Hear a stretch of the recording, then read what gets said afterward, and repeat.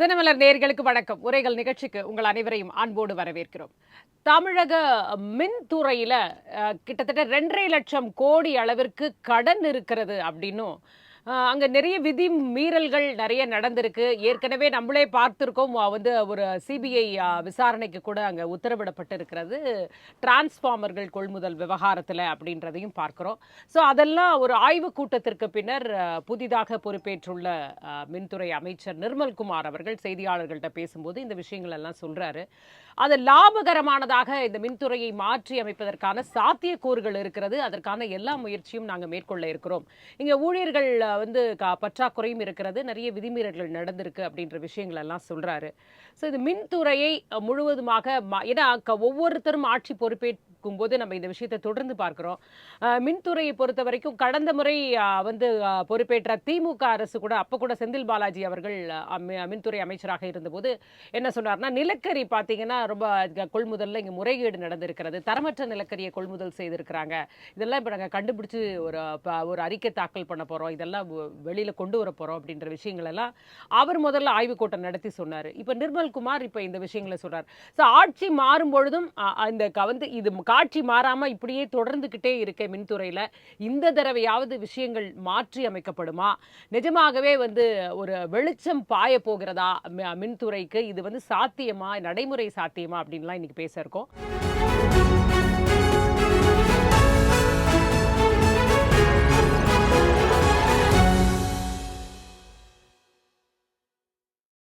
நம்மோடு 2 கருத்துரையாளர்கள் இணைஞ்சிருக்காங்க.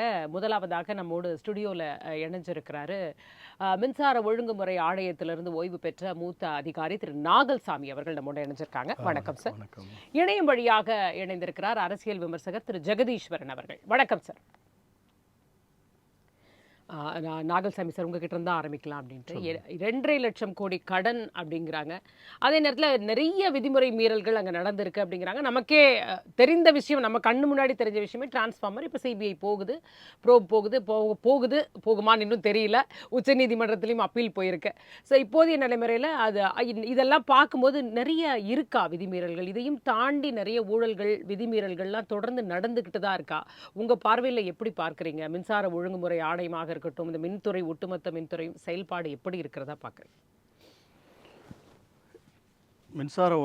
மின்சார வாரியத்தை பொறுத்த வரைக்கும் இது ஒரு வரலாறு, ஒரு பெரிய வரலாறு கொண்டதாக இருக்கிறது. இது கடன் என்பது ஏதோ இன்று நேற்று ஏற்பட்டதல்ல. நான் மின்சார வாரியத்தில் இருக்கும்போதே 2000-2004 பீரியடுகளில் மின்சார வாரியம் லாபம் சம்பாதித்து கொண்டிருந்தது. தனியார் வந்த பிறகுதான் அது நஷ்டத்தை ஆரம்பித்தது. நீங்கள் சொல்லுவது போல விதி மீறல்கள் என்பது குறிப்பாக மின்சார வாரியத்தில் பொருட்கள் வாங்குவது, மின்சாரத்தை வாங்குவது. அதாவது 2010க்கு பிறகு 2008 மின்சார பற்றாக்குறை எப்பொழுது தமிழ்நாட்டில் தோன்றியதோ அப்போதிலிருந்தே மின்சாரத்தை தனியாரிடமிருந்து வாங்க வேண்டிய கட்டாயம் எப்போ ஏற்பட்டதோ அப்போதிலிருந்தே இந்த மின்சாரம் வாங்குவதிலே ஊழல் நடக்குவது என்பது பெரிய அளவிலே பேசப்பட்டது, அறிக்கைகள் கூட கொடுக்கப்பட்டது. அதற்கு பிறகு மூன்றாவதாக ஒரு சரியான ஒரு அட்மினிஸ்ட்ரேஷன், ஒரு நிர்வாக திறமை இல்லாத காரணத்தினால் புதிய மின் நிலையங்கள் வருவதிலே மிகப்பெரிய தாமதங்கள் ஏற்பட்டது. அதனால் மின்சார நிலையங்களுடைய காஸ்ட் அல்லது அதனுடைய விலை என்பது, அதனுடைய மொத்த செலவு என்பது மிக அதிகமாக கூடிவிட்டது.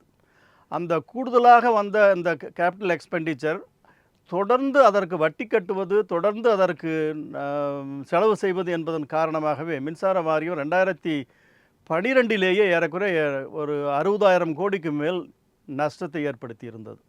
ஒரு 10 ஆண்டு காலத்திலே ஏறக்குறைய 2008 2012க்குள்ளாக அது 10,000 கோடியாக இருந்தது, 20,000 கோடியாக மாறி 60,000 கோடி வரைக்கும் அது இழப்பீட்டை சந்தித்தது. அந்த 60,000 கோடிக்கு வட்டி கட்டுவதே மிகப்பெரிய தொந்தரவு. 2013 நான் மின்சார ஒழுங்குமுறை ஆணையத்திலே உறுப்பினராக இருந்தபோது இந்த ரெகுலேட்டரி அசட்ஸ் என்கின்ற பெயரிலே இந்த கடன்களிலே பாதியை அரசாங்கத்துக்கு கொடுத்து விட்டோம். அதனால் அப்பொழுது 60,000 கோடியாக இருந்தது ஒரு 30,000 கோடி கழிக்கப்பட்டு ஓரளவுக்கு தமிழ்நாடு மின்சார வாரியத்தை உயிர் பெற வைத்தோம். அதற்கு பிறகு அந்த 2008 2014 வரைக்குமே இந்த ஆறு ஆண்டு காலம் இந்த மின் நிலையங்கள் எல்லாம் அப்பொழுது மிக வேகமாக 2007 ஆரம்பிக்கப்பட்ட, 2008 ஆரம்பிக்கப்பட்ட, 2003 ஆரம்பிக்கப்பட்ட மின் நிலையங்கள் கூட 2014 வரைக்கும் வரவில்லை. இந்த மிக நீண்ட காலதாமதம் ஒரு நிர்வாக திறமையை அதிகப்படுத்தி அந்த மின் நிலையங்களை வேகமாக உற்பத்தி செய்ய வைத்திருந்தால் இந்த நஷ்டஈடு வந்திருக்காது. எனவே 2013 இருந்த 30,000 கோடி என்பது 2017 மீண்டும் தொடர்ந்து இழப்பு, ஒவ்வொரு ஆண்டும் 15,000 கோடி 20,000 கோடி என்ற இழப்பும் அந்த கடனுக்காக அவர்கள் கொடுக்கக்கூடிய வட்டியும் சேர்ந்தே மிகப்பெரிய அளவிலே நஷ்டத்தை உண்டாக்கி இருக்கின்றது. ஏறக்குறைய 2017 அவர்கள் உதவி திட்டத்தோடு அவர்கள் இணையும் போது ஏறக்குறைய ஒரு 1.5 லட்சம் கோடிக்கு பக்கமாக கடன் வந்துவிட்டது. ஒரு 30,000 கோடியை அரசாங்கம் அவர்கள் 75% மாநில அரசாங்கமே ஏற்றுக்கொள்ள வேண்டும் என்ற கட்டாயத்தில் தான் அவர்கள் ஒப்புதல் கொடுத்தார்கள். ஆனால் அவர்கள் எடுத்துக்கொள்ளவில்லை. 30,000 கோடியை நம்ம எடுத்துவிட்டு மீதியை மின்சார வாரியத்திடமே இருக்க வைத்து விட்டார்கள். அதனால் அதனுடைய வட்டியும் கட்டியதனால் தான் இப்பொழுது அதனுடைய இழப்பு 2022 ஒரு மிகப்பெரிய மின் கட்டண உயர்வை ஏற்படுத்தினார்கள். ஏறக்குறைய 40%. அப்போ அதை தானே சொன்னாங்க. அதாவது ரொம்ப கடனில் போயிட்டு இருக்கு, அதை மீட்டு எடுக்கணும்னா இந்த விலை உயர்வு கட்டாயமாகிறது அப்படின்ற ஒரு விஷயத்தை, கட்டண உயர்வு தேவைப்படுதுன்னு சொன்னாங்க. அப்புறம் வருஷமே நம்ம இப்போ ரைஸ் ஆகிட்டுதே இருக்க மாதிரி தான் ஒரு ஃபீல் கொடுக்குது நமக்கு, அதை பார்க்குறோம். ஸோ ஆனாலும் நிலைமை இப்போ 2.5 லட்சம். அதுதான் சரியான இந்த விதி மீறல்கள். நீங்கள் சொல்லக்கூடிய அந்த விதி மீறல்கள் என்பது தொடர்ந்து நடந்து கொண்டு வருகிறது. 2022க்கு பிறகு மின்சார ஒழுங்குமுறை ஆணையம் 2022 மல்டி இயர் டேரிஃப் என்று 5 ஆண்டுகளுக்கு தொடர்ச்சியான ஒரு மின் கட்டண உயர்வை கொடுத்தது. அது முதல் வருடம் 2022 40% மேலான கட்டண உயர்வை கொடுத்தது. அதில் கொடுக்கும்போதே அவர்கள் கொடுத்திருந்த உத்தரவிலே 2023 இழப்பு ஏற்படும், 9,000 கோடி ஏதோ இழப்பு ஏற்படும். 2024 ஒரு அளவுக்கு 9,000 கோடி ஏதோ இழப்பு அல்லது லாபம் ஏதோ எனக்கு மறந்து வரைக்கும் வரும். ஆமாம், 2025 கட்டாயமாக 9,000 கோடி 10,000 கோடி லாபம் வரும் என்று தான் அவர்கள் உத்தரவிலே போட்டார்கள். ஆனால் அது நடைபெறவில்லை. ஒன்று, அது நீங்கள் சொல்லக்கூடிய விதிமீறல்கள் ஒரு முக்கியமான காரணமாக இருக்கலாம். அறப்போர் இயக்கம் இதை தொடர்ந்து அம்பலப்படுத்தி வருகின்றது. நான் என்னுடைய அறிக்கையிலேயே கூட மின்சாரத்தை கொள்முதல் செய்வதிலேயே 2014 2029 வரைக்கும் அவர்கள் ஒரு ஒப்பந்தம் போட்டிருக்கின்றார்கள். அதிலேயே 65,000 கோடி இழப்பு ஏற்படுகிறது என்று சொல்லியிருந்தேன். அது தொடர்ந்து இன்னும் அந்த இழப்பு ஏற்பட்டு கொண்டு தான் இருக்கிறது. மார்க்கெட் நிலவரப்படி இருக்கக்கூடிய மின்சாரத்தினுடைய விலைக்கும் அவர்கள் வாங்கக்கூடிய மின்சாரத்தின் விலைக்கும் பெரிய வித்தியாசம் இருப்பதனால ஒரு யூனிட் அவர்கள் அது சப்ளை செய்வதற்கான காஸ்ட், அதுக்கும் அவர்கள் கட்டணமாக அவர் வசூலிக்கக்கூடிய அளவுக்கும் ஒரு கேப் என்பது ஜீரோவாக இருக்க வேண்டும் என்று தான் அந்த மல்டி இயர் டாரிஃப்லையும் உதயலையும் திட்டத்திலையும் அவர்கள் போட்டார்கள். ஏதோ இந்த நஷ்டமும் வரக்கூடாது. என்ன அளவுக்கு நீங்கள் மின்சாரத்தை உற்பத்தி செய்வதும் மின்சாரத்தை வாங்குவதும் என்ன விலைக்கு வாங்குகின்றீர்களோ அதிலிருந்து நீங்கள் விற்கக்கூடிய விலையும் ஒன்றாக இருக்க வேண்டும். நஷ்டம் எது வரக்கூடாது என்று தான் உதய திட்டத்தினுடைய முக்கியமான அம்சங்கள் இது ஒன்று. அப்படி இருக்கும்போது இன்னும் கூட ஒரு யூனிட் மின்சாரத்தை விற்பனை செய்யும் போது ஒரு ரூபாய் 7 பைசா நஷ்டம் வருகிறது என்றால் அது இன்னும் தொடர்ந்து இந்த ஓட்டை பாத்திரங்களில் தண்ணீர் பிடித்து கொண்டிருந்தால் எப்பவுமே தண்ணீர் தேங்காது என்பது போல நீங்கள் எவ்வளவு கட்டணத்தை உயர்த்தினாலும் அதற்கு தகுந்தது போல விதிமீறல்கள் ஏற்படும் போது நிச்சயமாக அது நஷ்டத்தில் தான் போய்கொண்டிருக்கும். சரி, ஜெகதீஸ்வரன் சார், இப்போ ஆட்சி மாறினாலும் நமக்கு அதே நிலைமை தான் நீடிக்குமா அப்படின்ற ஒரு பெரிய சந்தேகமே எழுந்திருக்கிறது. நம்ம யோசிக்கும் பொழுது நிஜமாவே இப்போ அப்பயும் அவர் செந்தில் பாலாஜி அவர்கள் அதை தானே சொன்னார், சரி பண்ணிடலாம், நாங்கள் வந்தால் எல்லாத்தையும் மாற்றிடுவோம், தடையில்லா மின்சாரம் கொடுத்துருவோம், அணில்லாம் ஏதோ டிஸ்டர்ப் பண்ணுது அதெல்லாம் கூட சரி பண்ணிடுவோன்ற மாதிரி பல விஷயங்களை அந்த பொறுப்பேற்ற உடனே அந்த வேகத்தில் நிறைய விஷயங்களை சொன்னார். ஆனால் பார்த்தா திரும்பி நம்ம அதே 0 பாயிண்ட்ல அங்கேயே நம்ம நிக்கிற மாதிரி தெரியுது. இப்ப இவங்களும் வந்த உடனே இப்ப இத சொல்றாங்க. அப்ப என்னதான் ஆனாலும் ஏன் அந்த இடத்துல மட்டும் நம்ம சரியே பண்ண முடியாத அளவுக்கு அங்க என்ன பிரச்சனை இருக்கிறதா பாக்குறீங்க? ஏன் இந்த மின்துறை இப்படியே போயிட்டு இருக்கிறதா நினைக்கிறீங்க? நீங்க சொல்ற மாதிரி உண்மையான ஆர்வத்தோடு அந்த நஷ்டத்தெல்லாம் போக்கணும் அப்படிங்கிற ஆர்வத்தோடு வேலை செய்தார்களான்னு தான் இல்ல. நீங்க இந்த நிறுவனம் மட்டுமல்ல, இப்ப நஷ்டத்தில் இருக்கக்கூடிய எல்லா பொதுத்துறை நிறுவனங்களையும் நாங்கள் உடனடியாக ஒரு குழு அமைத்து 3 மாதத்தில் ஆய்வு செய்து நஷ்டத்தில் இயங்கும் நிறுவனங்களும் நஷ்டத்தை குறைத்து லாபமாக மாற்றுவோம் அப்படிங்கிறதா 2021 திமுக தேர்தல் அறிக்கையாக இருந்தது. நீங்க எந்த பொதுத்துறை நிறுவனத்தோட நஷ்டத்தை குறைச்சாங்க? நீங்க லாபம்லாம் வரல, அதெல்லாம் விட்டுருங்க, பிரேக் எல்லாம் கூட பண்ண வேணாம். நஷ்டத்தை ஏதாவது குறைச்சாங்களா? நஷ்டம் இன்னும் அதிகமானதா? நஷ்டம் இன்னும் அதிகமானது அப்படிங்கிறதா. நீங்க சொல்றதுல 0 பாயிண்ட்ல இருந்து மோசமான இடத்துக்கு தான் போயிருக்கும். ஏன்னா வட்டி மட்டுமே வருஷத்துக்கு 10,000 கோடி கட்டிட்டு இருக்கும். இன்னைக்கு கணக்கு 10,000 கோடி வட்டி நீங்க வந்து கட்டிக்கிட்டே இருக்க வேண்டிய ஒரு அவசியம் இருக்கிறது. அந்த அளவுக்கு நம்ம கடன் வாங்கி கூச்சிருக்கிறோம் அப்படிங்கிறத பார்க்க முடிகிறது. என்ன காரணம்? ஒண்ணு, இப்ப சிம்பிளா ஒரு கேஸ் ஒண்ணு போயிட்டு இருக்கு. மின்மாற்றி ஊழல் டிரான்ஸ்பார்மர்ல மட்டுமே கிட்டத்தட்ட ஒரு 397 கோடி அளவிற்கு ஊழல் நடந்திருக்கிறது. இது சொல்பவர்கள் எதிர்கட்சிகளா இருந்தா கூட சரி, நீங்க தூக்கி போடலாம். அறப்போர் இயக்கம் தொடர்ச்சியாக ஊழல்களை எதிர்த்து போராடி கொண்ட அறப்போர் இயக்கம் அவங்க டேட்டாவோட எடுத்து சொல்றாங்க. நீங்க ஒவ்வொரு டிரான்ஸ்பார்மர்லையும் கிட்டத்தட்ட நீங்க வந்து 3 லட்சம் அல்லது 4 லட்சம் அளவு வரைக்கும் நீங்க அதிகமா காசு கொடுத்து வாங்கியிருக்காங்க. இது மாதிரி 45,000 டிரான்ஸ்பார்மர்ஸ் இவங்களோட ஆட்சி காலத்துல வாங்கியிருக்காங்க அப்படின்னு சொல்லி சொல்றாங்க. நீங்க இதை வந்து அவங்க கோட் பண்ண விலை அப்படிங்கிறதும் இது வந்து சந்தையில கிடைக்கக்கூடிய விலை அல்லது ராஜஸ்தான் அரசாங்கம் வாங்கிய விலை என்பது பெரிய டிஃபரன்ஸ் இருக்கு. ராஜஸ்தான் அரசாங்கம் கிட்டத்தட்ட ஒரு 7,97,000 வாங்குது அப்படின்னா இவங்க வந்து 12 லட்சத்துல ஃபர்ஸ்ட் நாங்க கோட் பண்ணோம், அப்புறம் அதோட கொஞ்சம் 13 லட்சம் கோட் பண்ணி 12 லட்சம் வாங்கிருக்கோம், அதை பெருமையா பேசுறாங்க. அதை விட நீங்க மத்திய அரசாங்கத்தோட அந்த சந்தையில கிட்டத்தட்ட 8,5 லட்சத்துக்கு கிடைக்குது.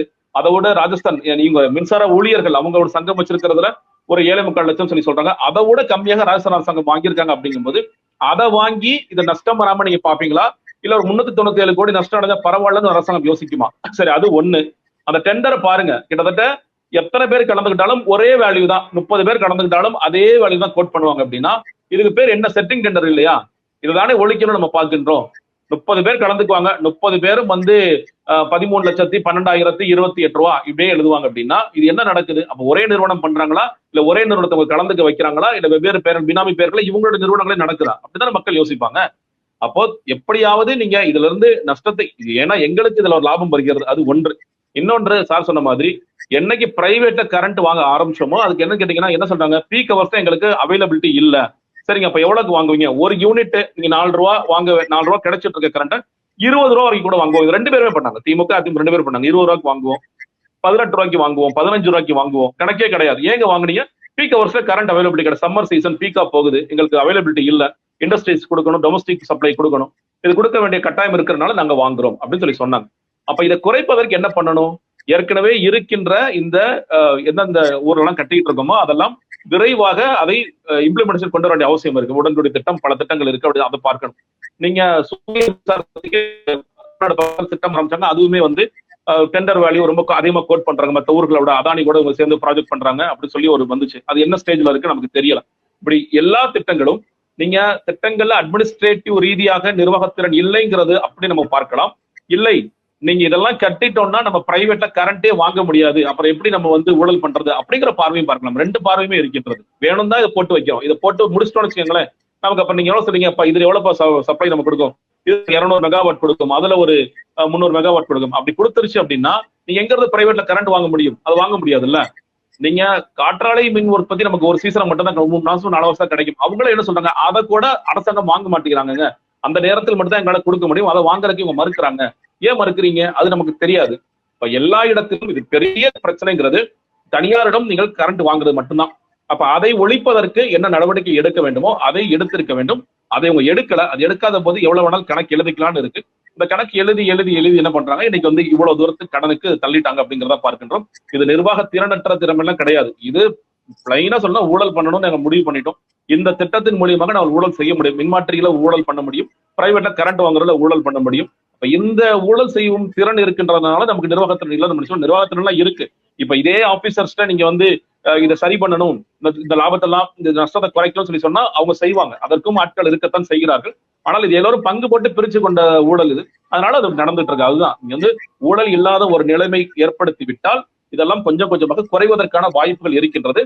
பட் என்னன்னா நீங்க சொன்ன மாதிரி செந்தில் பாலாஜி சொன்ன மாதிரி இவரும் சொல்றாரு, சீட்டு சொல்லி சொல்றாரு, அந்த டைரக்ஷன்ல போகணும். ஏன்னா திமுக வரும்போது அதிமுக இதே சொல்றாங்க, அதிமுக இதுதான் சொல்லி சொன்னாங்க. நீங்க வந்து நிலக்கரி வாங்குறதுல பெரிய அளவு ஊழல் நடந்திருக்கு, வேலுமணி தான் காரணம். அதுக்கு பிறகு என்ன நடவடிக்கை எடுத்தீங்க? எந்த நடவடிக்கையும் எடுக்கல. அது அப்படியே தான் இருக்கு. அது பெருசா பர்சியூ பண்ணவே கிடையாது. ஏன் பர்சியூ பண்ண? வேலுமணி ஏதாவது சொல்லிட்டாரா? ஐயா அப்பெல்லாம் நீங்க பர்சியூ பண்ணாதீங்க, நாங்க வரும்போது நாங்க உங்களை கவனிச்சுக்கிறோம், நீங்க வரும்போது நீங்க எங்களை கவனிச்சுக்கணும் சொல்லி அதாவது அண்டர்ஸ்டாண்டிங் போயிட்டீங்களா? தெரியல நமக்கு. அப்போ தொடர்ச்சியாக நீங்க வந்து இதுதான் மாறி மாறி நடந்துகிட்டே இருக்கு.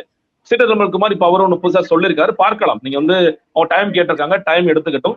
டைம் எடுத்துக்கிட்டு உண்மையிலே இதுதான் சிக்கல், இந்த சிக்கலை குறைப்பதற்கு பிரைவேட்ல கரண்ட் நாங்க வாங்காம இருக்கிறது என்ன செய்வோம். ஏன்னா இன்னொரு பக்கம் நீங்க இதை பார்க்கணும். இப்ப இந்த கிட்டத்தட்ட 10 நாட்களாக தொடர்ச்சியாக பல்வேறு இடங்களில் கரண்ட் போதுங்கிற கம்ப்ளைண்ட் பார்த்துட்டு இருக்கோம். நிறைய பேர் வந்து டிஎன் டான்ஜெட் கோவை டேக் பண்ணி ட்வீட்ஸ் எல்லாம் நிறைய போட்டுட்டு இருக்காங்க. அவங்க நாங்க சரி பண்றோம் சொல்லி சொல்றாங்க. இது உண்மையிலே பீக் ஹவர்ஸ்ல போறதுனால நமக்கு சப்ளை இன்டரப்ஷன் இருக்கா, இல்ல பிரைவேட்ல வாங்காம இவங்க நிப்பாட்டிட்டாங்களா, அதுங்கிறது நமக்கு என்னங்கிறது. சரி, இந்த இடத்துல நாகல்சாமி சார், உண்மையிலேயே லாபகரமானதாக இதை மாற்றுவதற்கு சாத்தியக்கூறுகள் இருக்கா? ஏன்னா அமைச்சர் சொல்றாரு இருக்குன்னு, நிஜமாவே இருக்கா? நிச்சயமாக லாபகரமாக நடத்த முடியும். இப்போது இருக்கக்கூடிய மின்சார வாரியத்தில் இருக்கக்கூடிய கடன்களை அரசாங்கமே ஏற்றுக்கொண்டு, அல்லது இப்பொழுது இன்றைக்கு செய்தியில் கூட சொல்லியிருக்காங்க, அதனுடைய வட்டி விகிதத்தை குறைத்திருக்கிறார்கள் என்று சொல்லியிருக்கிறார்கள். அதனுடைய வட்டியினுடைய வட்டி சுமை வந்து குறைக்கும் போது அவர்கள் வந்து இந்த மின்சார வாரியத்தை வந்து லாபகரமாக நடத்த முடியும். மீதி இருக்கக்கூடிய எல்லா விதி மீறல்களையும் இப்போ அவர்கள் வந்து இப்போ இருக்கக்கூடிய அவர்கள் ஒப்பந்தம் போட்டு இருக்கக்கூடிய மின்சாரம் வாங்குவதற்கான ஒப்பந்தங்கள் அனைத்தையும் மறு பரிசீலனை செய்ய வேண்டும். எங்கெல்லாம் அதிக விலைக்கு அவர்கள் ஒப்பந்தம் போட்டிருக்கிறார்களோ அவைகள் எல்லாம் குறைப்பதற்கும் தடுப்பதற்கும் ஏற்பாடுகள் செய்ய வேண்டும். பொருட்கள் வாங்குவதிலும் அவர்கள் நஷ்டம் ஏற்படாதவாறு நடவடிக்கை எடுக்க வேண்டும். இப்படி செய்தால் நிச்சயமாக லாபகரமாக நடத்த முடியும். இல்லை, இப்போ நீங்கள் ஒப்பந்தம்ன்றது ஒரு நீங்களே பழசு சொன்னீங்க, கிட்டத்தட்ட ஒரு 15 ஆண்டு காலம் வந்து 10 ஆண்டு காலம்னு ஒரு ஒப்பந்தம் போடுறாங்க. அதை பிரேக் பண்ண முடியுமா? இல்லை அதுக்கும் ஏதாவது ஃபார்மாலிட்டிஸ் இருக்கு? அந்த ஒப்பந்தங்கள் வந்து விதிமீறலான ஒப்பந்தங்கள். அதை வந்து கட்டாயமாக அப்போவே நான் 2014 சொல்லும் போதே அவர்கள் யாரும் கோர்ட்டுக்கு போயிருந்தால் நிச்சயமாக அந்த ஒப்பந்தங்களை தடுத்திருக்க முடியும். அந்த ஒப்பந்தக்காரர்களே அவர்களே வாலண்டியராக வந்து விலையை கூட குறைத்திருக்கிறார்கள். அவர்களே அறிந்து கொண்டு அவர்கள் எங்களுடைய விலையை குறைத்துக் கொள்ளுகின்றோம் என்று குறைத்திருக்கின்றார்கள். எனவே அதை அவர்கள் மறுபரிசீலனை செய்திருந்தால் நிச்சயமாக அதை குறைத்திருக்க முடியும். இப்போ கூட அதை செய்ய முடியும். அந்த ஒப்பந்தம் அப்போ அதை செய்ய விடாமல் தடுக்கிற விஷயம் என்னவாக இருக்க முடியும்? ஏன்னா ஒன்று ரொம்ப அதிக விலைக்கு வாங்குறோம், அந்த இடத்துல குறைச்சா இந்த இடத்த சரி பண்ணோம்னா இல்லை அது தேவையில்லை, மக்களுக்கு கட்டணத்தை உயர்த்துப்பா, என்ன சொன்னாலும் மக்கள் ஏற்றுப்பாங்க. இது இந்த எதை வந்து கையாளுறாங்க அப்படிங்கிறது அவர் சொல்றாரு. வந்து அதிகாரிகள் நல்லா இருக்காங்க, நிர்வாகத்தில் வர்றவங்க சரியா இருந்தால் எல்லாமே மாற்றி அமைக்க முடியும் அப்படிங்கிறார். அப்படி ஒரு நிர்வாகத்தில் நான் சொன்னது வந்து இந்த மின் நிலையங்களை வந்து அவர்கள் சரியான ஒரு கோஆர்டினேஷன் இருந்து நிறைய ஏஜென்சிகளோடு அவர்கள் பேச வேண்டியிருக்கும், அவர்கள் வற்புறுத்த வேண்டியிருக்கும், பிஹெச்எல் கான்ட்ராக்டர்கள் எல்லாம் பேச வேண்டியிருக்கும். அவர்கள் பேசி அதில் இருக்கக்கூடிய தடைகளை நீக்கி ஏறக்குறைய ஒரு 4 ஆண்டுகளில் மிக விரைவாக நிச்சயமாக மின் நிலையங்களை உற்பத்தி செய்ய முடியும், நிறுவ முடியும். ஆனால் இது 10 ஆண்டுகள் 8 ஆண்டுகள் 6 ஆண்டுகள் என்று நீண்ட காலம் எடுத்துக்கொண்டார்கள். அவர்கள் அமைச்சராக இருக்கட்டும் அல்லது அதனுடைய தலைமை அதிகாரியாக இருக்கட்டும், அவர்கள் நடவடிக்கை எடுத்து இதை வேகப்படுத்தியிருந்தால் நிச்சயமாக வேகமாக அதை நிறைவேற்றியிருக்க முடியும். நிறைவேற்றியிருந்தால் மின் பற்றாக்குறை குறைந்திருக்கும். அப்பொழுது வெளியே அதிக விலை கொடுத்து வாங்க வேண்டிய கட்டாயம் ஏற்பட்டிருக்காது. அப்போது இந்த கடனும் அவ்வளவு அதிகமாக 40,000 கோடியிலிருந்து 80,000 கோடி வரைக்கும் அவர்கள் அதிக கடன் வாங்க வேண்டிய கட்டாயம் இருந்திருக்காது. அதனால் அந்த மின் நிலையங்களுடைய செலவும் மூலதன செலவும் மிக அதிகமாகிவிட்டதனால் அதனுடைய ஒவ்வொரு மின்சார உற்பத்தி ஒவ்வொரு யூனிட்டுடைய விலையும் அதிகமாகி விடுகிறது. சரி, இப்போ அதே நேரத்தில் இன்னொரு விஷயமும் தொடர்ந்து பேசப்படுகிறது. வந்து அந்த மின்சார விநியோகத்தில் ஏற்படக்கூடிய இழப்பு பற்றி நம்ம பேசுகிறோம். ஒவ்வொரு வட்டியும் அதையும் சொல்கிறாங்க, இல்லை நாங்கள் எல்லாம் மாற்றி அமைச்சிருக்கோம், இந்த போல்லேருந்து கரெக்ட் பண்ணியிருக்கோம், இந்த ஒயரை மாற்றிருக்கோம், இப்படிலாம் வேலை பண்ணுறோம், இதெல்லாம் சொல்கிறாங்க. ஆனாலும் அந்த இழப்பு அப்படிங்கிறது தொடர்ந்து கொண்டு தானே இருக்குது. அதை சரி செய்யறதுக்கு ஒரிஜினலாக அதை சரி செய்யணும்னா என்ன செய்யணும்? ஆக்சுவலாக இது வந்து comptroller auditor general of India வந்து அவரே ஒரு ரிப்போர்ட் கொடுத்துருக்காங்க. 2015லேருந்து 2020-21 வரைக்கும் அவர்கள் ஆய்வு செய்து அவர்களே கொடுத்துருக்காங்க. அதில் வந்து இந்த டிஎன்டி லாஸ் என்னக்கூடிய டிரான்ஸ்மிஷன் அண்டு டிஸ்ட்ரிபியூஷன் லாஸ் என்பதே வந்து இவர்கள் மிக குறைவாக காட்டுகிறார்கள், அதன் மூலம் இழப்பை குறைந்து காட்டுகிறார்கள் என்று அவர்கள் சொல்லியிருக்கிறார்கள். இது பெரும்பாலும் அளவிடுவதற்காக நிறைய முயற்சிகள் மேற்கொள்ளப்பட்டது. அவர்களுடைய ஒவ்வொரு ஃபீடருக்கும் மீட்டர் வைத்து ஒவ்வொரு ஃபீடர் வழியாக செல்லக்கூடிய மின்சாரத்தினுடைய அளவை கணக்கிட்டு எங்கு இழப்பு ஏற்படுகிறது என்பதை கண்டுபிடிப்பதற்கான எல்லா முயற்சிகளும் செய்யப்பட்டது. பட் அவர்கள் மீட்டர் வாங்கினார்கள், ஆனால் அதில் மீட்டர் ரீடிங் எடுத்து அதற்கான கணக்கு கொடுக்கப்படவில்லை. இப்பொழுது எந்த நிலைமையில் இருக்கிறது என்று தெரியவில்லை. அதன் மூலமாக நிச்சயமாக அதனுடைய இழப்பை கணக்கிட முடியாத எதுவும் இல்லை. கணக்கிடுவதன் மூலமாக எங்கு இழப்பு ஏற்படுகிறது என்பதை கண்டுபிடித்து அதையும் குறைக்க முடியும். எனவே அதன் மூலமாக மின்சாரத்தை நாம் இழப்பதையும் நமக்கு ஓரளவுக்கு தவிர்க்க முடியும். தவிர்ப்பதன் மூலமாக நமக்கு மின்சார இழப்பு குறைவாகும் போது நமக்கு நஷ்டமும் குறைவாக இருக்கும். இன்னும் கூட அதாவது நம்ம இந்த இந்த அனல் நீர் மின்சக்தி இதெல்லாம் தாண்டி காற்றாலை எல்லாம் தாண்டி சூரிய மின்சக்தி அப்படின்ற ஒரு நோக்கி வந்து போக வேண்டிய அவசியம் இருக்கு. ஆனா தமிழ்நாட்டை பொறுத்த வரைக்கும் எந்த அளவிற்கு அதற்கான இனிஷியேட்டிவ்ஸ் இருக்கிறதா அரசு தரப்புல பார்க்கறீங்க? இது இல்ல இன்னும் பெரும்பாலும் செய்யணும்? தனியாருடைய முயற்சிகள் தான். தமிழ்நாட்டில் வந்து ஒரு காலத்தில் வந்து உலகத்திலேயே முதலாவதாக இந்த காற்றாலை மின்சாரம் அதிகம் ஏற்பட்டது தமிழ்நாட்டில்.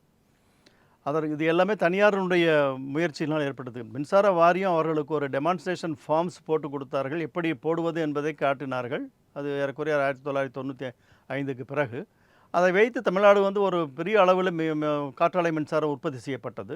அதே போல் சோலார் மின்சாரமும் சூரிய சக்தி மின்சாரமும் கூட பெரிய அளவில் உற்பத்தி செய்யப்படுகிறது. இது எல்லாமே தனியாருடைய முயற்சிகள் மூலமாக. இதில் ஓரளவுக்கு மின்சார வாரியத்துக்கும் ஒரு இழப்பு தான். ஏனென்றால் மின்சார வாரியம், தமிழ்நாடு மின்சார வாரியம் மற்ற இந்தியாவில் இருக்கக்கூடிய மற்ற எல்லா மின்சார வாரியங்களை விட அதிகமாக லாபத்தோடு நடந்ததற்கு காரணம் வந்து இவர்களுடைய மின்சாரம் வந்து தொழிற்சாலைகளுக்கு கொடுக்கப்பட்டு தொழிற்சாலைகளிலிருந்து வரக்கூடிய வருமானம் ஏறக்குறைய 65% இருந்தது. சரி. மின்சார வாரியத்தினுடைய மொத்த வருமானத்திலே 65% தொழிற்சாலையில் இருந்து வந்தது. இந்த சோலார் மின்சாரமும் காற்றாலை மின்சாரம் வந்த பிறகு எல்லா தொழிற்சாலைகளுமே அவர்கள் தங்களுடைய சொந்த சூரிய மின்சக்தியையும் காற்றாலையையும் நிறுவித்து அவர்கள் மின்சார வாரியத்திலிருந்து வாங்கக்கூடிய மின்சாரத்தின் அளவு பெருமளவு குறைந்து விட்டது. எனவே மின்சார வாரியத்தில் வரக்கூடிய வருமானமும் குறைந்து விட்டது. அப்போ நம்ம வெளியிலேருந்து வாங்குற நம்மளோட இதுவும் குறைஞ்சிருக்கணும்ல, ஆனால் அந்த இடம் குறைஞ்சிருக்கா? ஏன்னா ஒரு செக்மெண்ட் வாங்கலை அப்படின்னா அந்த மிச்சம் அந்த வீடுகளுக்கு கொடுக்க போகிறோம் அப்படி தானே அதை புரிஞ்சுக்கணும். அப்போ அதை நம்ம குறைச்சிருக்கோமா? குறைக்கல. நம்ம மின்சாரம் வெளியேருந்து வாங்கக்கூடியதையும் குறைக்கல. நம்ம மின்சாரம் வீடுகளுக்கு, விவசாயிகளுக்கு, மற்ற துறைகளுக்கு மின்சார வாரியம் தொழிற்சாலைகளுக்கும் கொடுக்கிறார்கள். சிறு தொழிற்சாலைகளுக்கும் கொடுக்கிறார்கள். இன்னும் கொடுத்து கொண்டு தான் எல்லாருமே வந்து மின்சார வாரியத்திலிருந்து மின்சாரத்தை வாங்குவதை நிறுத்திவிடவில்லை. அது மட்டுமல்ல, காற்றாலை மின்சாரமும் சோலார் மின்சாரமும் தொடர்ந்து உற்பத்தி ஆவதில்லை. எனவே அவர்கள் எல்லா தொழிற்சாலைகளுமே வந்து தமிழ்நாடு மின்சார வாரியத்தினுடைய இணைப்பை வைத்திருக்கின்றார்கள். எப்பொழுதெல்லாம் அந்த மின்சாரம் இல்லையோ அப்பொழுது மின்சார வாரியத்திடம்தான் அவர்கள் மின்சாரத்தை எடுத்துக்கொள்ள வேண்டும். பகலில் உற்பத்தி செய்யக்கூடிய மின்சாரத்தை மின்சார வாரியத்துக்கு கொடுத்துவிட்டு அவர்களுக்கு எப்போ மின்சாரம் உற்பத்தி ஆகலையோ அப்பொழுதும் மின்சார வாரியத்திலிருந்து எடுத்துக்கொள்வதனால அவர் மின்சார வாரியத்துக்கு ஓரளவுக்கு இழப்பு ஏற்படுகிறது. குறிப்பாக மழைக்காலங்களிலே ஜூன் மாதத்திலிருந்து இந்த பருவமழை காலங்களிலே ஜூனிலிருந்து ஜனவரி வரைக்கும் அவர்கள் உற்பத்தி செய்யக்கூடிய மின்சாரம், காற்றாலை மின்சாரம் மின்சார வாரியத்துக்கு கொடுக்கப்படுகிறது.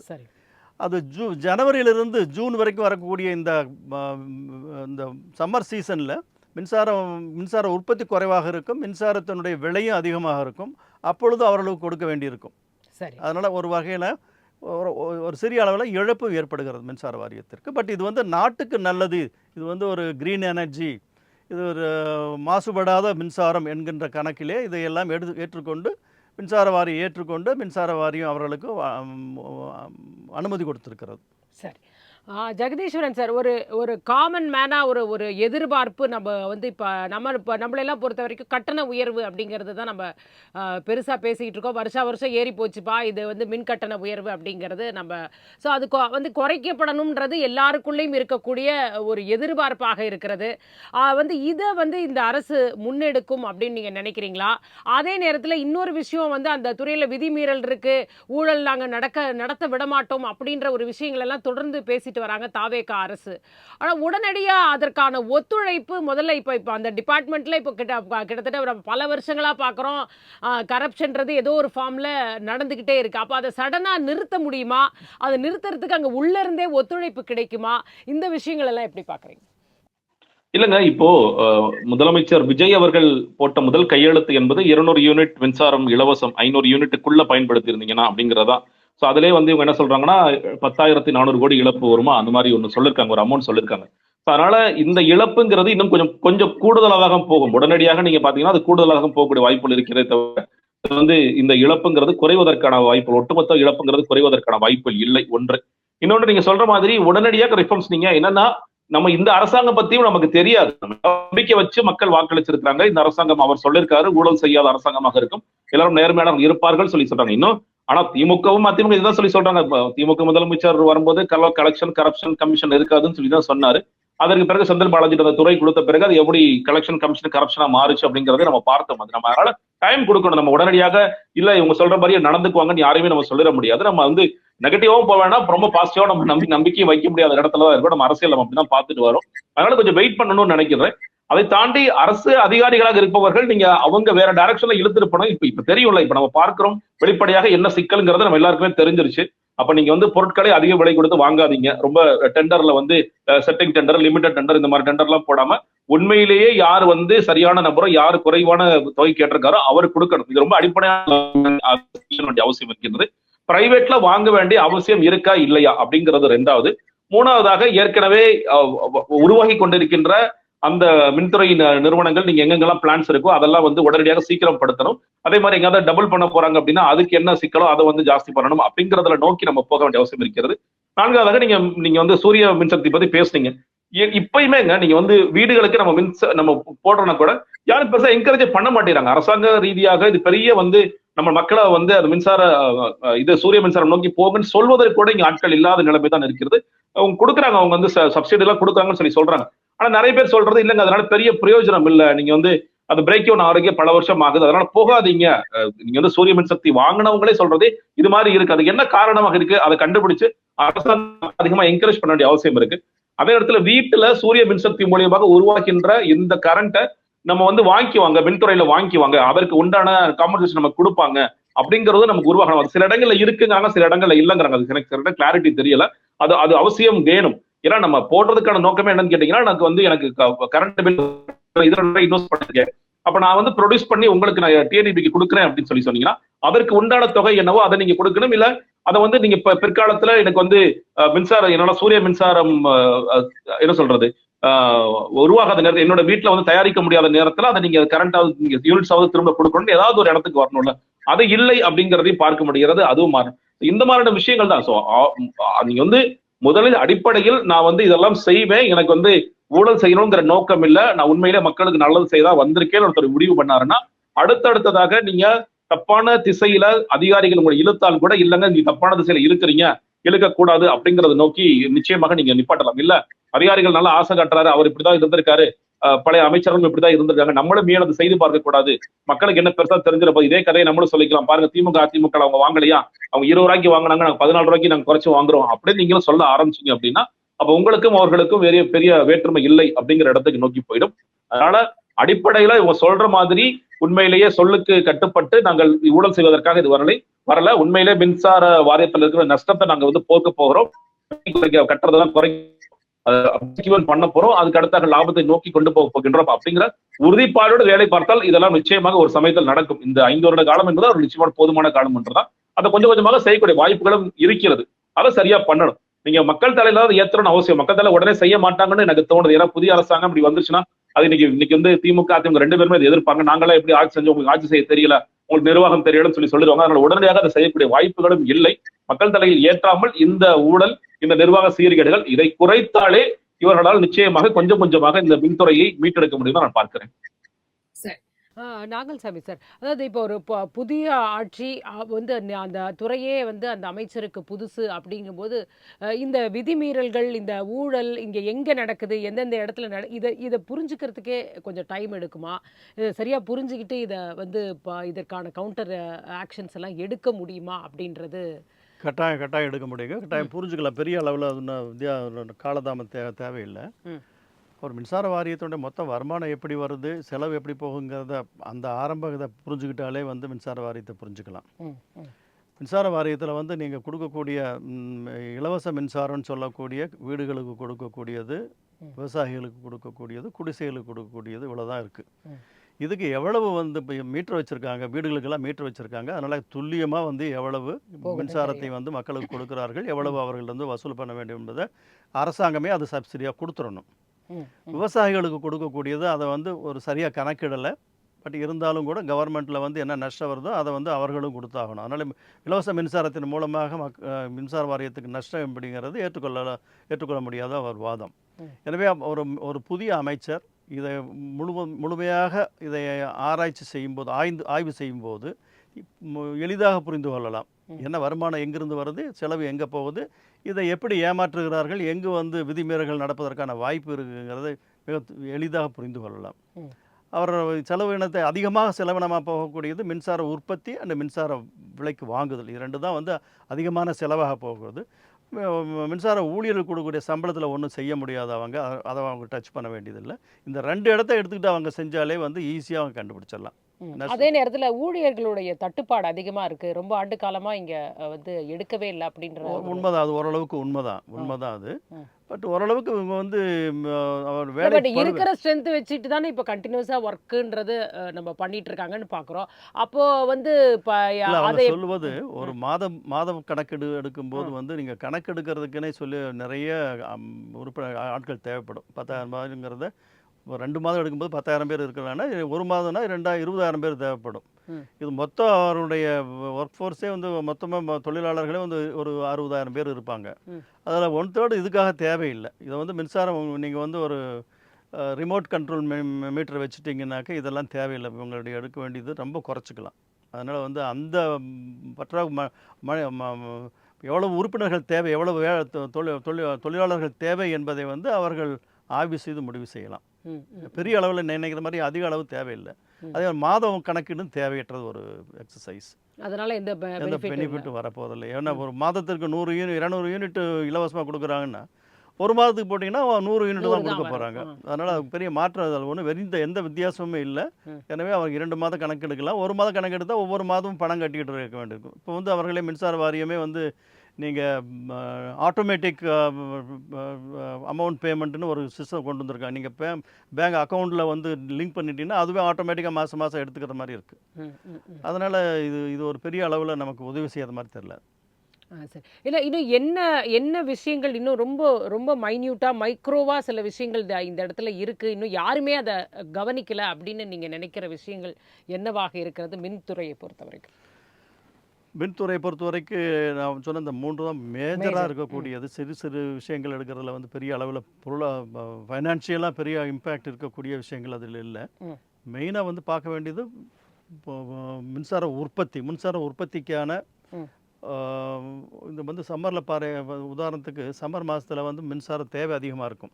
அதனால் ஒவ்வொரு பிளான்ட்லேயுமே வந்து 100 மெகாவாட் உற்பத்தி செய்யக்கூடிய கெப்பாசிட்டி இருக்குதுனாக்கா அவங்க 100, 90, 95 ஆவரேஜாக பார்த்தீங்கன்னா ஆனுவல் ப்ரொடக்ஷன் வரும்போது வந்து 90%, 95%, 80%, 85% அளவுக்கு நல்லா ரன் பண்ணுவாங்க. அதுக்கு வந்து அங்கே இருக்கக்கூடிய என்ஜினியர் வந்து சீஃப் என்ஜினியர் வந்து பொறுப்பாக ஏற்றுக்கொண்டு அந்த செய்ய வேண்டியதை கண்ட்ரோல் பண்ணணும். இது ஒவ்வொரு பவர் பிளான்ட்டையும் வந்து அவங்க மானிட்டர் பண்ணணும். வருஷம் பூராமே இது எப்படி இருக்குது, எப்போ தேவை அதிகமாக இருக்குது, தேவை குறைவாக இருக்குங்கிறத பார்த்துட்டு அதுக்கு தகுந்த மாதிரி பிளான் பண்ணி உற்பத்தியை வந்து அதிகப்படுத்தணும். நம்முடைய மின்சார வாரியத்தினுடைய உற்பத்தியை வந்து எவ்வளவு தூரம் உற்பத்தி அதிகப்படுத்துகிறோமோ அவ்வளோ தூரம் நமக்கு வந்து செலவு குறைவு. அதே போல் மின்சார வாரியத்திலிருந்து வெளியிருந்து வாங்கக்கூடிய தனியார் மின்சாரத்துக்கு இங்கே தான் வந்து விதி மீறல்கள் அதிகமாக இருப்பதற்கான வாய்ப்பு இருக்குது. இதை வந்து இப்போ இருக்கக்கூடிய ஒப்பந்தங்களையும் ஆய்வு செய்யலாம். புதிதாக வாங்க வேண்டிய கட்டாயம் போனால் அதிகமாக இருக்காது. ஏன்னா நம்முடைய இன்ஸ்டால்டு பிளான்ட்டே வந்து நிறையா இருக்குது. இப்போ வரக்கூடிய பிளான்ட்டையும் வந்து அவங்க 4 வருஷம் 5 வருஷம் காலதாமதம் செய்யாமல் எவ்வளவு சீக்கிரமாக அந்த மின்சார பிளான்ட்டுகளெல்லாம் கொண்டுட்டு வர முடியுமோ அதை வேகமாக கொண்டு வர வச்சுட்டாக்கா நம்ம வெளியிருந்து மின்சாரம் வாங்க வேண்டியது தேவை இருக்காது. சரி. அதே போல் சோலார் மின்சாரம் அவர் சொன்ன மாதிரி சூரிய சக்தியை வந்து வீடுகளுக்கு போடும்போது அவர் ஒரு கண்டிஷன் போடுறாங்க. நம்ம வந்து மின்சாரத்தை நம்ம உபயோகப்படுத்திக்கலாம், மீதி இருக்கிற மின்சாரத்தை வந்து எப்போ உபயோகப்படுத்துகிறோமோ அதில் அட்ஜஸ்ட் பண்ணிக்கலாம்னு சொல்கிறாங்க. ஆனால் மற்ற தொழிற்சாலைகளோ அல்லது மற்ற பொது நிறுவனங்களோ கமர்ஷியல் பில்டிங்லேயோ நீங்கள் சோலார் மின்சாரத்தை போட்டிங்கன்னா அங்கே வந்து உங்களுக்கு எந்த லாபமும் வர்ற மாதிரி அவங்க போட்டிருக்கிற கண்டிஷன்ஸ் வந்து நீங்கள் உற்பத்தி பண்ணுறதை எங்களுக்கு கொடுத்துருங்க, மின்சார வாரியத்தை கொடுத்துருங்க, நீங்கள் மின்சார வாரியத்தினுடைய விலையை வந்து எடுத்துக்குங்கிற மாதிரி இருக்குது. அதனால் அது பெரிய அளவில் லாபம் இல்லாதனால தான் இதுக்கு வந்து ஒரு ஊக்கம் இல்லாமல் இருக்குது. அது அரசாங்கம் வந்து கொள்கை ரீதியாக ஏதாவது நடவடிக்கை எடுக்கலாம். இப்போ ஜெகதீஷ் சார் சொன்ன மாதிரி அந்த 200 யூனிட் இலவச மின்சாரத்தின் மூலமாக போகிற இழப்பு, அப்போ அதை பேலன்ஸ், அதாவது அதே நேரத்தில் கட்டண உயர்வும் இல்லாமல், இது ரெண்டும் இல்லாமலே பண்ண முடியும். இந்த இழப்பு வந்து அரசாங்கம் தான் கொடுக்கணும். 4000 கோடி இழப்பு என்பதை அரசாங்கம் கொடுக்க வேண்டியிருக்கும். கட்டாயம் மின்சார வாரியத்துக்கு கட்டாயம் கொடுத்தாக வேண்டும். அதனால மின்சார வாரியத்துக்கு நஷ்டம் இல்லை, அரசாங்கத்துக்கு தான் நஷ்டம். சரி சரி. அப்ப அல்ல அப்படிதான் கேட்குறேன். அது வழக்கமாக இந்த மாதிரி இருக்கிறது கொடுக்காம இப்ப நம்ம போக்குவரத்து துறையை பார்க்குறோம். அங்க வந்து இல்ல, ஓரளவு கொடுத்துறாங்க. காம்பன்சேஷனே மின்சார அந்த வாரியத்துக்கு அளவுக்கு வர மாட்டேங்குது. ஸோ மின்துறையிலையும் அந்த மாதிரி பெண்டிங் நிறையா இல்லை, இருக்கு. மின்சார வாரியத்துக்கு கொடுத்துட்றாங்க. ஏன்னா நம்ம ஒழுங்குமுறை ஆணை இருக்கிறதுனால அவங்க ஒவ்வொரு 3 மாதங்களுக்கும் 6 மாதங்களுக்கும் ஒருக்கா வந்து அவர்கள் ஆய்வு செய்து இந்த அமௌண்ட் நீங்கள் அரசாங்கம் கொடுக்கணும்னு சொல்லிடுறாங்க. அதனால அரசாங்கம் கொடுத்துட்றாங்க, ம். கொடுக்காம இருக்கிறது இல்லை. ம். ஜெகதீஷ் சார், அதாவது இறுதிக்கட்ட பார்வையாக நிஜமாவே வந்து சொல்றத செய்யுமா அப்படின்ற எதிர்பார்ப்பு இப்ப பாத்தீங்கன்னா ரொம்ப எதிர்பார்ப்பு அதிகமாக இருக்கிறது. ஏன்னா ஒரு ஆட்சி மாற்றம் நிகழ்ந்திருக்கும் போது அந்த அரசு கிட்ட இருந்து எதிர்பார்ப்பு அதிகமா இருக்கு. ஆனா அதுக்கு தேவையான ஒரு பெரும்பான்மைக்கு தேவையான நம்பர்ஸ் இல்லாம வெளியில இருந்து ஆதரவு எடுத்திருக்கக்கூடிய நிலையில இந்த ஆட்சி வந்து இப்ப இருக்கு. அப்ப இவங்க வந்து ஒரு பெரிய ரிஃபார்ம்ஸ் எல்லாம் எடுத்துட்டு போக முடியுமா? பெரிய ஒரு சீர்திருத்தங்கள் எல்லாம் கொண்டு வந்து ஒரு பெரிய மேஜர் சேஞ்சை கொண்டு வந்துட முடியுமா? அதுக்கான ஒரு இது சாத்தியம் இருக்கிறதா நீங்க பார்க்கறீங்களா? இல்லங்க, நிச்சயமா இருக்கு. அதற்கும் ஆட்சியுடைய வெளியிருந்து யாரும் சப்போர்ட் பண்றதுக்கும் என்ன பெரிய தொடர்பு? ஒண்ணும் கிடையாது. நான் நல்லது செய்ய வந்திருக்கேன், மக்களுக்காக நல்லது செய்றேன். அதை யார் தடுக்க போறீங்க? யாராவது கூட்டணி கட்சியில் யாரும் தடுக்க போறீங்களாங்கிறதான கேள்வியாக இருக்கு. யாராவது அதுக்கு தடை போட்டாங்கன்னா நிச்சயமாக இதெல்லாம் செய்யலாம். நீங்க வந்து அவுட் சைட் வெளியே வந்து சப்போர்ட் பண்றவங்க இல்லங்க நாங்க மின்சாரத்துறை நிறைய ரிஃபார்ம்ஸ் கொண்டு வந்திருக்கோம், அதனால நாங்க ஆதரவு விளக்க போறோம் யாராவது வெளிப்படையா சொல்லிட முடியுமா? இல்ல அப்படியே உள்ளுக்குள்ள அது எங்களுக்கு இதாக இருக்கு, எங்களால சம்பாதிக்க முடியலன்னு யாராவது சொன்னாலும் இதை இதை வந்து விஜய் அவர்களே சொல்லலாமே வெளியே வந்து, அவர் அடுத்தாக இதனாலதாங்க ஆட்சியை நாங்க கவுத்தாங்கன்னு சொல்லி சொல்லலாம். அதனால அது ஒரு சிக்கல் கிடையாது. ரிஃபார்ம்ஸ் கொண்டு வரணும்னு நினைச்சா நிச்சயமாக ரிஃபார்ம்ஸ் கொண்டு வர முடியும். அவங்க வந்து அது இன்னும் சொல்ல போனா முதல் மேடையிலே சொல்லியிருக்காரு. அவர் வந்து பதவியேற்றுக் கொண்ட மேடையிலேயே நாங்க தூய்மையா இருப்போம், நாங்க வந்து எந்த ஒரு பைசா கூட நான் போட மாட்டேன், என்னுடைய ஆட்சியில் யாரும் தப்பு செஞ்சாங்கன்னா உடனே வெளியே கிளம்பிருங்கன்னு சொல்லியிருக்காரு. அதை மக்கள் இன்னும் நம்புறாங்க. அது நம்புற அந்த அடிப்படையில இதெல்லாம் செய்வோம் அப்படிங்கறத செய்யணும் அப்படிங்கறத நம்மளோட எதிர்பார்ப்பாக இருக்கிறது. நீ கேட்டதுல மைக்ரோவா ஏதாவது பண்ண முடியுமா? நான் இப்ப நிறைய இடங்கள் எனக்கு தெரியாது, எனக்கு சாத்தியமாண்டு நிறைய இடங்களை பார்க்கின்றோம். இந்த சூரிய மின்சாரத்தை பயன்படுத்தி நிறைய ஸ்ட்ரீட் லைட்ஸ் எல்லாம் நம்ம பார்த்திருப்போம். அதெல்லாம் ஃபர்ஸ்ட் போட்டாங்க. அதுக்கு பிறகு பாத்தீங்கன்னா அதெல்லாம் மெயின்டெனன்ஸ் இல்லாம அதெல்லாம் அப்படியே இருக்கிறத பார்க்கின்றோம். நீங்க பல இடங்கள் அது இருக்கு. நீங்க வந்து அந்த எனக்கு பேரு தெரியல, அந்த இன்ஸ்ட்ருமெண்ட் மேல இருக்கும், அதுல இருந்து ரிசீவ் பண்ணி சூரிய ஒளியை ரிசீவ் பண்ணி கீழே லைட் எறிகிற மாதிரி செட்டப் நிறைய இடங்கள்ல பார்த்திருக்கோம். கிராமப்புறங்களை ஸ்ட்ரீட் நிறைய பார்க்கிறோம். ஒன் டைம் அது பண்ணிடுறாங்க, அப்புறம் மெயின்டெனன்ஸ்ல விட்டுறாங்களா, அது எங்க சிக்கல் ஏற்படுது அப்படிங்கிறது நமக்கு தெரியல. அந்த மாதிரியான சின்ன சின்ன விஷயங்களை கூட நம்ம பார்க்க வேண்டியது இருக்குது. அதே மாதிரி காற்றாலை நம்ம மோஸ்ட்லி வந்து சவுத்துல மட்டும் தான் நம்ம பார்க்கிறோம். திருநெல்வேலி, தூத்துக்குடி இந்த பக்கம் தான் பார்க்கிறோம். மற்ற இடங்களும் ஏதேனும் வாய்ப்பு இருந்தா அது ஆய்வு செஞ்சு மற்ற இடங்கள் வாய்ப்பு. ஏன்னா நான் ஒரு செய்தி படிச்சேன், மெரினா பீச்ல எல்லாம் வந்து காற்றாலை வைக்க போறாங்கன்னு. ரொம்ப பழைய செய்தி, நான் சொல்றது கிட்டத்தட்ட ஒரு 20 வருஷத்துக்கு முந்தைய செய்தி. அதெல்லாம் கூட இருந்துச்சு. அப்ப அந்த மாதிரியான இடங்கள்ல ரொம்ப கம்மியான காலம் தான், 3 மாத காலம் மட்டும் தான் அதை பயன்படுத்த முடியும். பட் அந்த மாதிரி காலங்கள்ல எதுவும் பயன்படுத்த முடியுமா? ரொம்ப செலவு இல்லாமல் இதெல்லாம் செய்ய முடியுமான்னா புதிய புதிய யோசனைகளையும் அவங்க கொடுத்து அது வந்து யாராவது அதான் சொல்றது சரியான யோசனையாக இருந்தா, நான் சொல்றது நான் படிச்சேங்கிறது அடிப்படையில சொல்றேன், அந்த மாதிரி இருந்தாலும் அதையும் புதுசா எடுத்துக்கிட்டு ஒட்டுமொத்த தனியாரிடமிருந்து கரண்ட் வாங்குறத குறைக்கணும், ஒழிக்கணும். அது செஞ்சீங்கன்னாதான் அடுத்த ஊழலே செய்ய முடியாத நிலைமை ஏற்படும். ஒருவேளை நாளைக்கு ஒரு ஆட்சி மாற்றம் ஏற்பட்டா கூட நான் ஒரு புதுசாக கதை சொல்லக்கூடாது. இல்லைங்க பிரைவேட் அவங்க பாருங்க மின் உற்பத்தியை ரொம்ப குறைச்சிட்டாங்க, அதனால நான் பிரைவேட்ல இருந்து ஒரு வாங்கினேன் கதை சொல்லலாம். உண்மையிலேயே வந்து பல நேரங்களில் சொல்லுவாங்க, நம்ம வந்து நம்ம இதை அடைஞ்சிட்டோம், நம்ம வந்து எவ்வளவு நமக்கு தேவையோ அதை அடைஞ்சிட்டோம்னு சொல்லுவாங்க. பட் அடையாத காரணத்துல தான் ஆல்ரெடி பிரைவேட்ல இருந்து வாங்கிட்டு இருக்கோம். அப்ப அதை நம்ம வந்து முழுவதுமாக அதை அடைந்து விட்டோம், நமக்கான தேவை என்னவோ அதை அடைந்து விட்டோம் நிலையை நோக்கி இதை எப்படி உருவாக்குவது அப்படிங்கறதையும் இந்த அரசாங்கம் கான்சென்ட்ரேட் பண்ணணும். கருத்துக்களுக்கு உங்கள் இருவருக்குமே மிக்க நன்றி சார்.